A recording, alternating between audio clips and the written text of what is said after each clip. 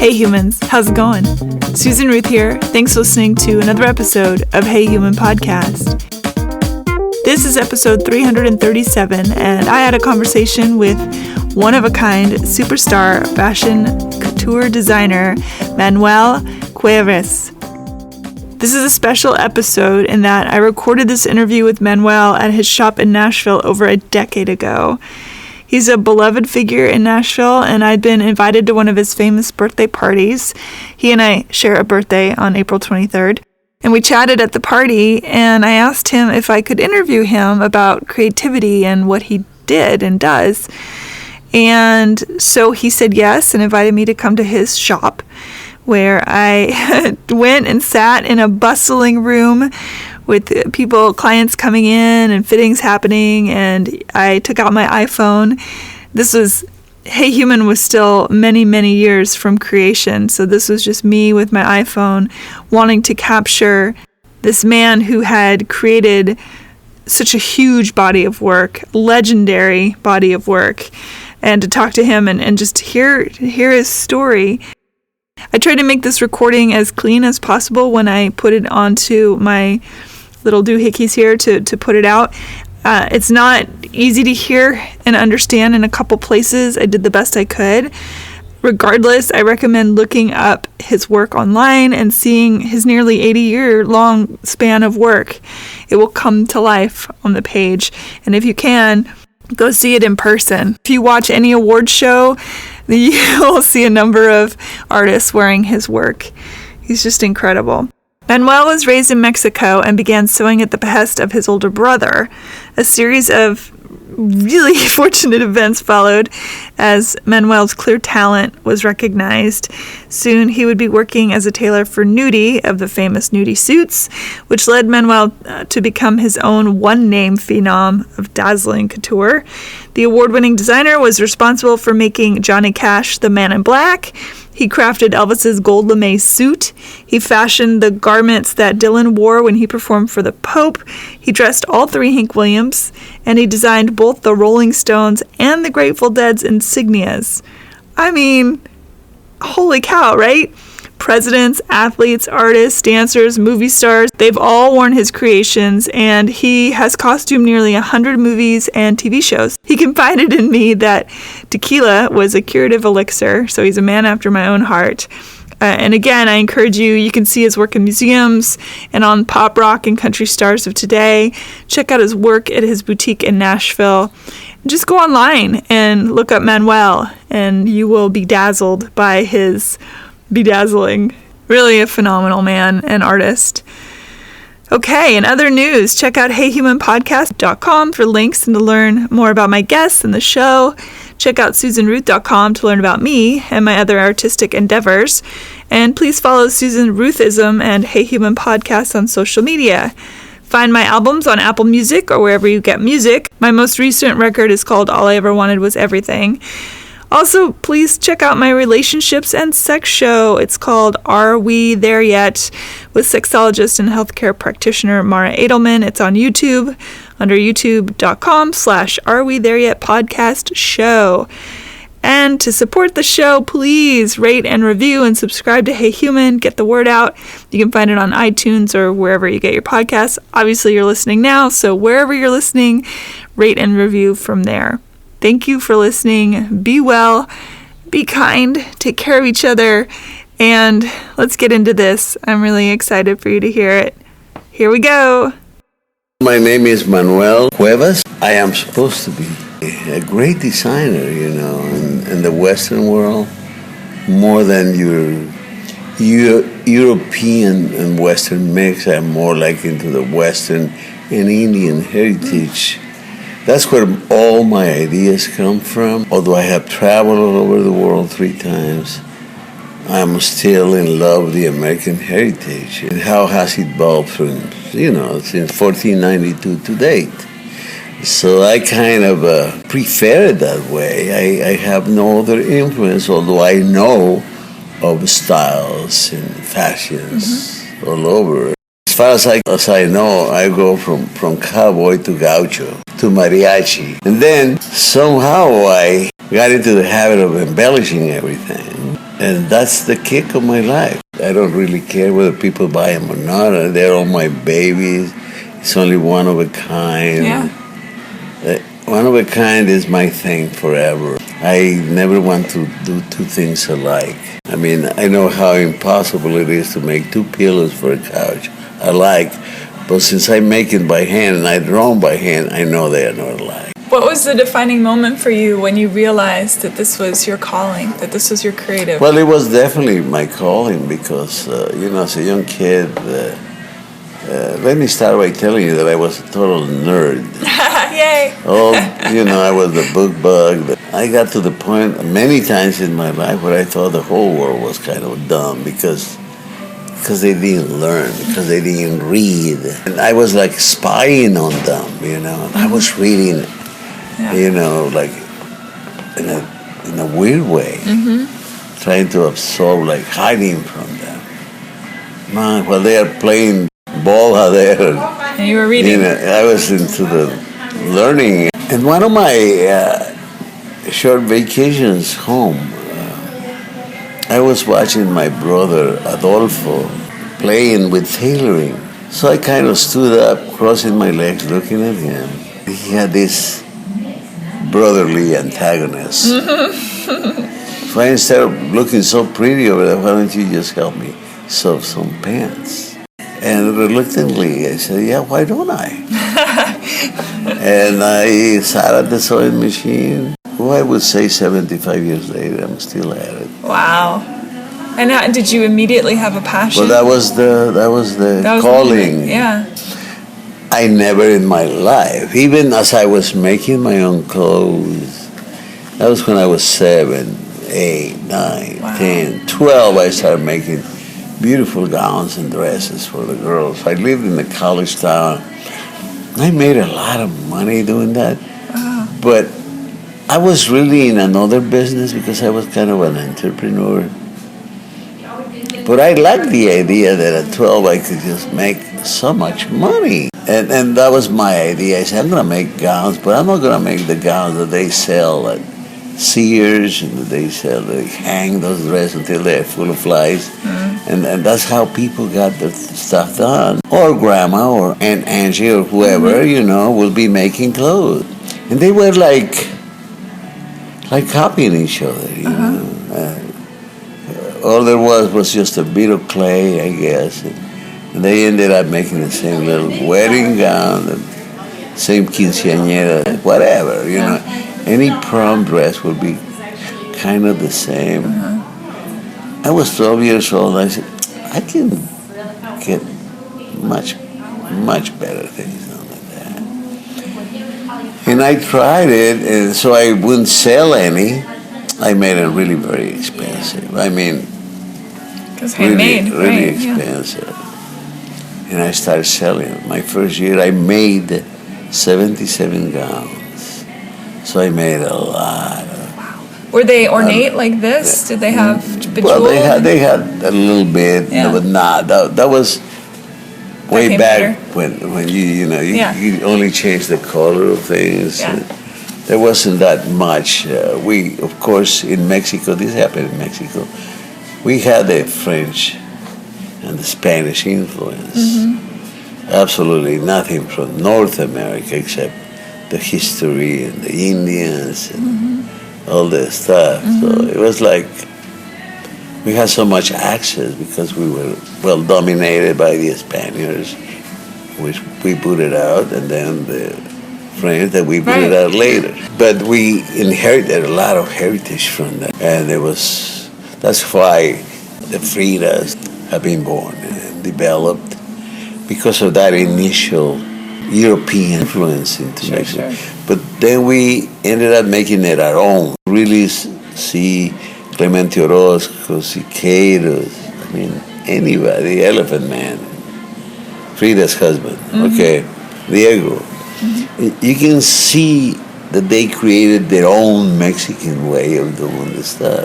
And I followed suit into that because I was contemporary. I had the pleasure of meeting some of them and knowing about them.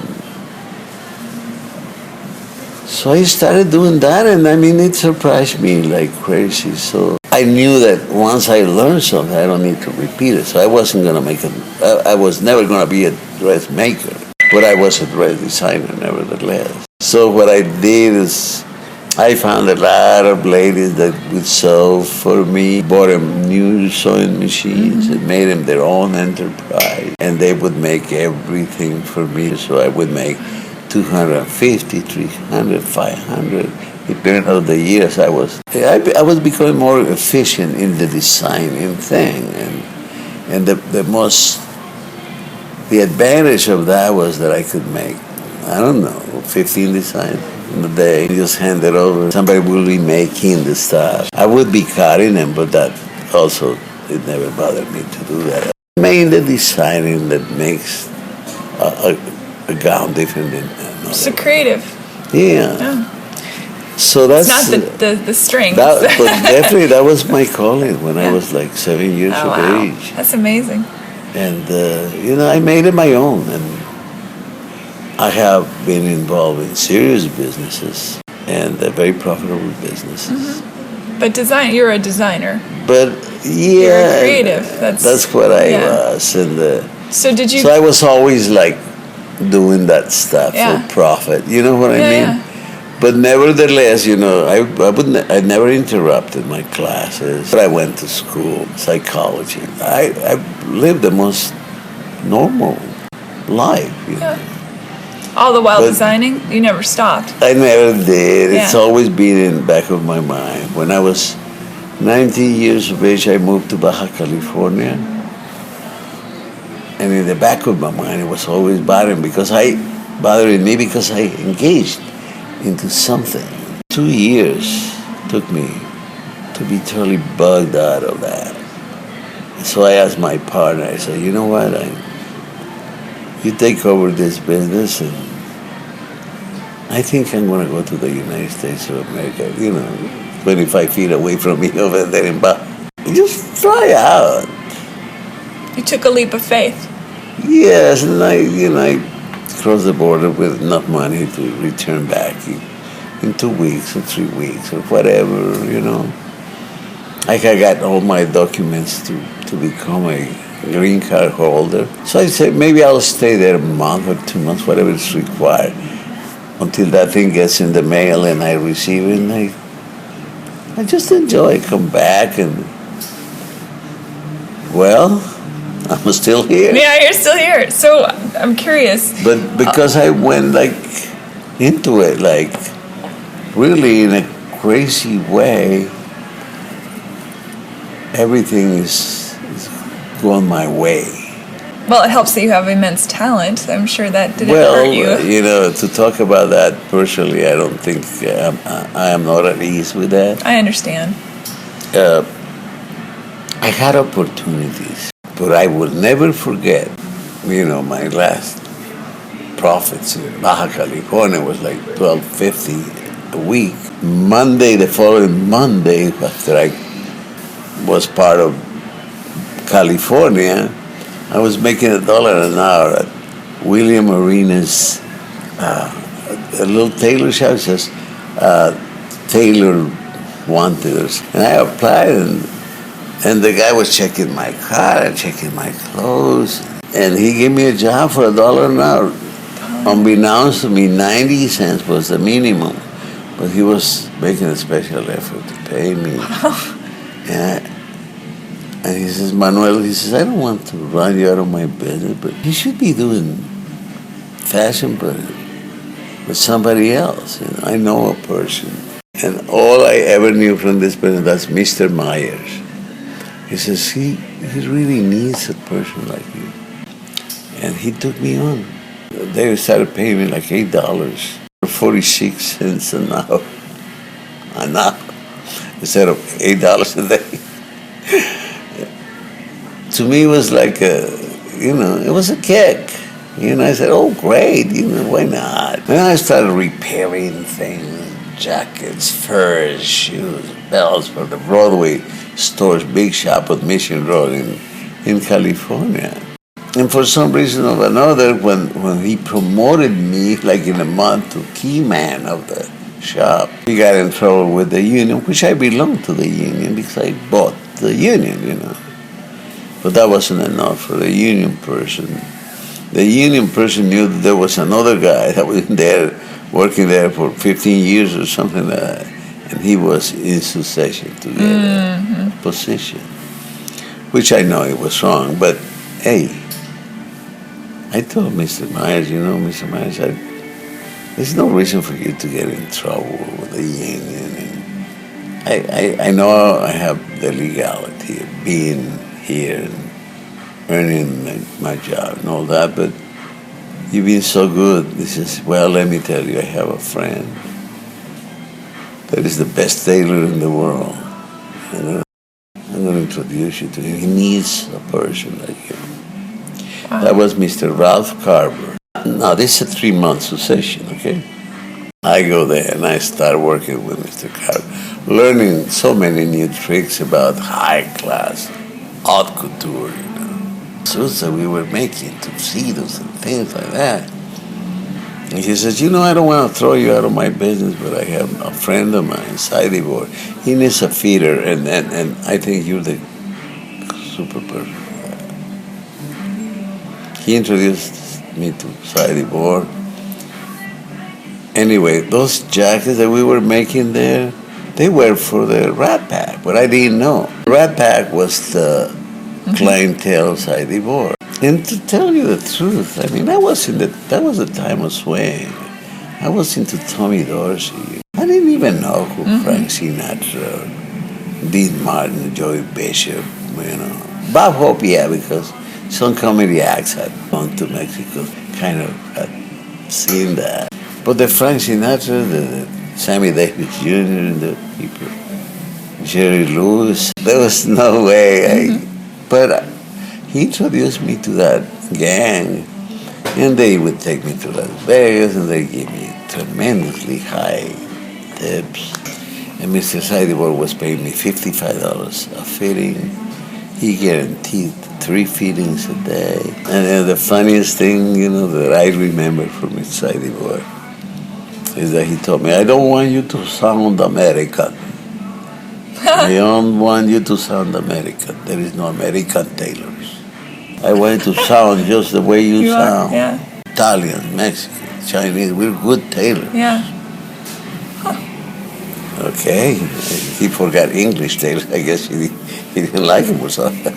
But anyway, I stayed there until I got so fed up with making tuxedos and boring clothes. And I had the influence of a great girlfriend of mine. She was a great model. And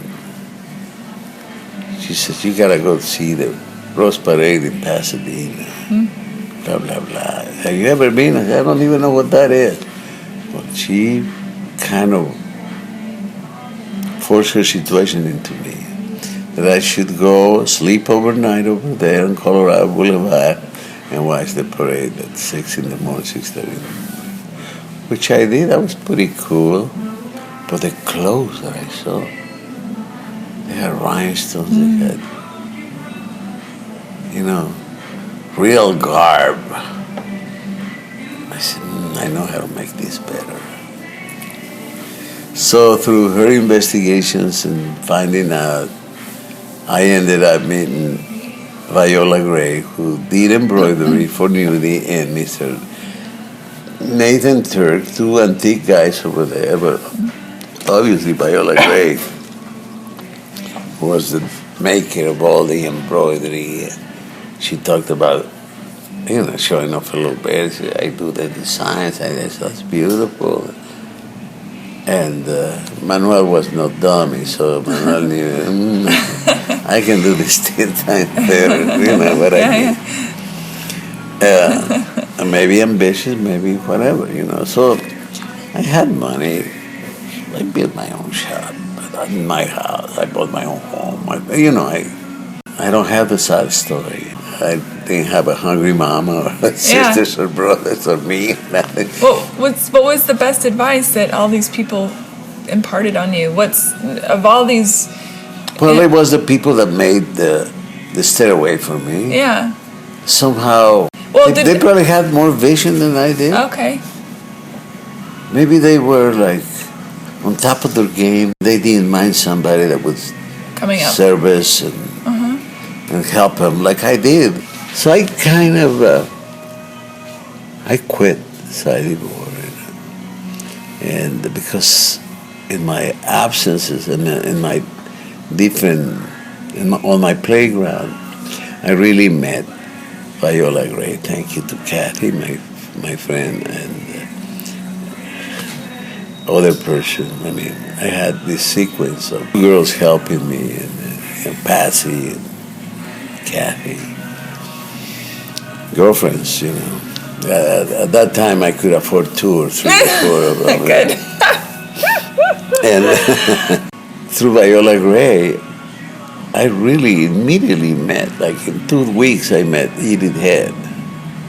So obviously she did some of the embroidery or whatever. And Edith Head she's the grandest authority in haute couture that I have ever known in my life, you know.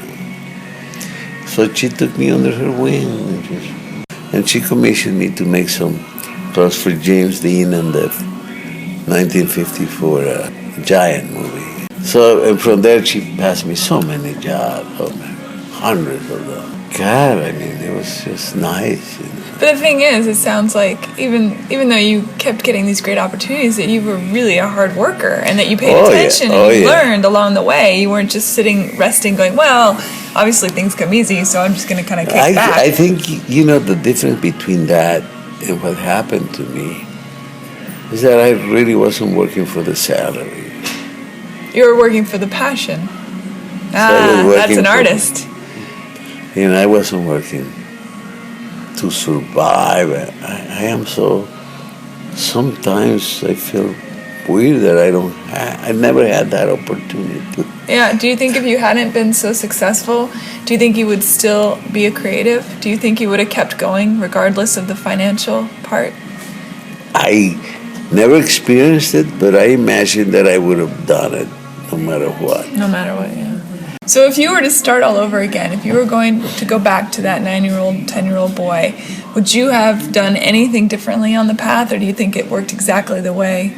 I think it worked exactly the way it really happened for me. My intuition into the designing and into everything that happened to me was never disturbed by any other thing. You never had an all is lost moment? Never had that's fabulous. If people don't believe me, I never had a headache in my life. That's great. I never had a hangover in my life. I'm so secure. So what would you say to someone coming up in the creative arts, regardless of the profession? Well, I've been teaching a lot of kids throughout my years. What do you say? I take interns from all the colleges of design, all of them. Yeah. I'm talking about foreign and U.S. Many of them ask, how do I get right where you are now? I said, first of all, explain, where am I? I said, because I don't feel any changes. I said, I'm in the same class as I was when I was 7 years old. Mm-hmm. The thing that happens, maybe if you want to have kind of a rule of life, I would say that you should measure your dream with the same rule that you measure your work. That might take you somewhere. What does that mean to you? The same ruler, you know. Well, if I want things to happen, I get up early in the morning, go do them. Seems simple enough, right? Somebody's asking me, and I don't really know where I am. So you never considered it not to be an option, I suppose. You never put that in your brain? I guess I never had the opportunity to vacillate that way. You know, we could go on and say that we're our own architects of our destiny, but there's so many circumstances in life that could stop you from doing that. So what inspires you creatively? Where do you get your the idea that divinity? I make every piece different. Mm-hmm. It just tickles me. I just, from so many people want me to make mass production. I said, why don't you do it and leave me just alone? I said, I just do not want my... You can have, a lot of people like Rob, who I love, Rob Lauren, all those guys. They make lines. I don't think they can tell a horse from a hole in the ground, but hey, we all jump into the... Everybody does their own thing. Yeah. And I like it. But my ambition is really to create an American designer that would compete in a very, very well-established European format. I mean, when you have all these millions of people telling you, oh, this is Italian, oh, this is English, this is French. I just want to scream, this is American. Like Ronald Reagan used to tell me, this is American. Proud, many people like that. Back when I did so many westerns and stuff like that, I got really acquainted with the total, that movie machismo. 14 years of Bonanza, 11, 12 years of Marshall Dillon, Gunsmoke, Big Valley, Kai Chaparral, The Lancers. In so many movies that I did that were western. The scripts that I read. I was a blessing for some of the directors. They still remember it. Manuel. Costuming is everything in a movie. Absolutely. Well, you have to please that person. You have to create the image of where you are and everything. And they always have a wardrobe person, not me. I am a shop of my own. Right. I said, I never want to be part of that. But I can tell that I worked in that movie because I will say, I don't have help that I'm going to send out to borrow and rent wardrobes for 3,000 people. No, I said, I can't I'm sorry. But what I do the principle. That's all I want to do. And I'm not interested in anybody else. If you guys want me to help you that way, I'll do it that way. Many times they would, there's some new directors and all that. Well, what do you have in mind? Like, let me give you all my ideas so you can go ahead and make your movie with it 10 cents less. I just don't do that. I've found that for a lot of creatives, relationships are quite difficult because you have a particular mind, you have a particular heart and soul. And for those who are not creative, trying to love you or be in your family or any of that stuff, it can be quite complicated. So how did you navigate the waters of people understanding you in relationships that were not business relationships? I think that they either learn to love me in a different form. No longer they contain in their hearts that question, all that trying to ask me, hey, why you and not me, or kind of stuff like that. I say, hey, we're in this together, all of us. And I want since 1986, I've been looking. And one of the students, girls and boys, in all the colleges of design, they become my interns. And the generations that I passed already, it's always that eagerness to make money and make millions of pieces. And they ask me, says, how do you think I could make a fortune? I said, well, create one piece that the United States likes and you'll be a millionaire overnight. Now, if you create that same piece and everybody likes, you're a billionaire overnight. And they'll say, oh, that easy. When they say that, I know where they're coming from. They're coming from a plastic world. They don't think properly. They can't tell reality, from utopia, I mean, for God's sake, you are who you are, and that's what you are. When somebody calls your name, answer. Be who you are. I love that. When someone calls your name, answer. That's great. Isn't it? I don't find it too attractive to be thoroughly like advertising for myself. Oh, I do this, I did that. I dress beggars, I dress prostitutes, I dress clowns, I dress presidents, governors, mayors, kings, queens. To me, they are nothing but humanity. So why would I be, when some of my colleagues sometimes they say, I made a suit for what's her name? You did? Well, good for you. And that's the end of my comment. Well, they are doing that, telling me that. I'm busy making the clothes for somebody better than that. You know what I mean? But it's funny. You really, you want to tell some truths. I find that if I'm going to open my mouth to say something wrong, I better not, Well, plus, I'm not interested in that. So I want to make sure I understand what you're saying, that there are those who say, well, I make clothes for this person, and aren't I great? Whereas you're saying, I'm making clothes for humanity, and it doesn't. I'm doing what I do. Is that what you're trying to say? Oh, yes, it's happened to me. It happened to me in the claim that there was a guy that was writing some life about Elvis Presley's tailor. And I have a letter, which is, you better refrain from saying that you were this and that. So I got on the phone, I called him, I said, excuse me, but I said, I did a Gola suit for Elvis, and I made a comeback suit for Elvis. And I did the jumpsuits that he wore in Las Vegas at the Open International Hotel. I made about 7 little lousy movies for him, wardrobes. But I have never been Elvis Presley's tailor. I said, make clothes for presidents. Right. I can prove you that. You can look it up, No, don't worry about it. I am not his tailor. I was never any president of the United States tailor. I dressed about 3 or 4 or 5 or whatever the hell.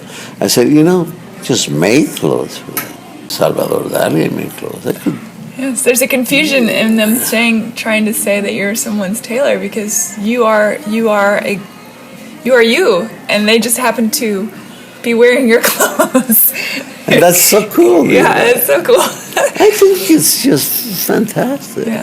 And I like the idea of what happens, I made a suit for Amado Peña. He made a painting for me right there. Yes, I love that. Yeah. We share in a funny way that we really know that great, but we can share with each other what we do. It's creation. And it's just like nice, you know what I mean? It's like, I invite you to dinner, and you invite me to dinner. Right. So what would you tell the young person sitting in their room in Kansas, sewing up a little shirt, thinking someday I want to be a great designer? What advice would you give them? Well, how distant is that someday to that person that's thinking that way? Mm-hmm. Because if it's today, get up and go to work on it. That's what I say. And the future is what future? The future is being built right now. I mean, today is yesterday's history. And today's history will be tomorrow's history. Mm-hmm. Come on. Mm-hmm. Let's get going. What do you want to be? You want to be a cigar maker? You want to be a pillow maker? You want to be a cement mixer? What do you want to be? What is stopping you? I have no point of recognition for that throughout my life. I just wanted to be what I wanted to be, and I'm still doing it. I feel like, hey. But so many years, but I'm still kicking and showing these kids, and they are like in heaven. Yeah. And they tell me almost every day how grateful they are that I'm teaching them. Yeah. I said, and does it bother you that I do this? Why would it bother me? Now, if I draw a star and you draw a star, the star has been forever. If you draw a mouth and I draw a mouth, it's been mouth's creation, Mm-hmm. I would say there's a big distinction of how to use whatever comes to our hands. You can use a knife to cut some fruit, or to cut some throats. Yes. I mean, it's in your hand. It's what you want. And if you you put that in your brain. Don't keep it in your brain. Put it in your hands. Put it right back. Are you still learning? Oh, you better believe it. I learn from the kids that come to learn from me. And, people have asked me so many times, so you teach them really everything that you know? I said, of course I do. Sometimes they ask me new things and I teach them. It's in their hands. I think it's great that you give back that which you have learned. Oh, yes. That you share it, that you share your gifts and your knowledge and your... And I want to create a co-op with these new talents. 2-3 days ago, I met a young girl, hat maker. I'm telling you, we need that. She's got the type, she's got the stature there. If I had a co-op center, I would have all this shop full of, I could call maybe 1,000 students back, put them to work and doing something that is made here. I have no beef against other countries. I understand. I totally understand. Okay, but we can do things. America is really a proud country, formed with a lot of proud people. I mean, we have a few sour problems. Yeah, sure. But This does everyone. But mostly we're good people. And I said, why can't we do it within the perimeters of America as a continent? I said, I'm not talking about USA. I'm talking about America. Made in America is a good product. We can communicate. We're close to each other. We inspect it. We check it. And what happened to the times when a lady would buy a little apron for her kitchen and it was faulty, she'll bring it back to get her money's worth Sure. in the garment. We lost that. Yeah. Now we're wasteful people. We buy it for 10 cents, and if it's rotten, say, we just throw it away. The walk is too far, and you know what I mean. So I just, all that kind of stuff is bugging me. I understand the designing point, Yeah, sure. So I've been there all my life. Sure. Right? But you have to know how to create. Oh yeah, how to cut it, how to teach others how they can make your garment, how you can pay for that labor, how you can employ people, how can you pay taxes properly. Thank you so much. This is great. I've gotten a lot out of this. Rate, review, and subscribe to Hey Human on iTunes or wherever you get your podcasts. Thanks. Bye.